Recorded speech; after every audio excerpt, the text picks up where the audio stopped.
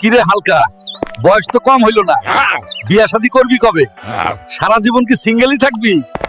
কি রে, তোর মুখটা এমন ভার কেন? কেউ কিছু কইছে নাকি? সবাই খালি বিয়া নিয়ে কথা কয়। শরীর তো দেখি বনাইছো, তা কাজ কাম কি করো? কাজ? আমি তো হাল্ক। খালি গায়ে জোর থাকলেই তো দুনিয়া চলে না, টাকা পয়সাও লাগে। ও আমার কপাল, তুমি তো এটা দিয়ে হাল চাষও করতে পারবা না। এক টানেই তো লাঙ্গলটা দুই টুকরা করে ফেললা। আরে আরে করস কি? সর্বনাশ করলি তো। 1 কেজি ডাল দিতে কইছি, তুই তো বস্তা সুদ্ধা দিয়া দিতাছস।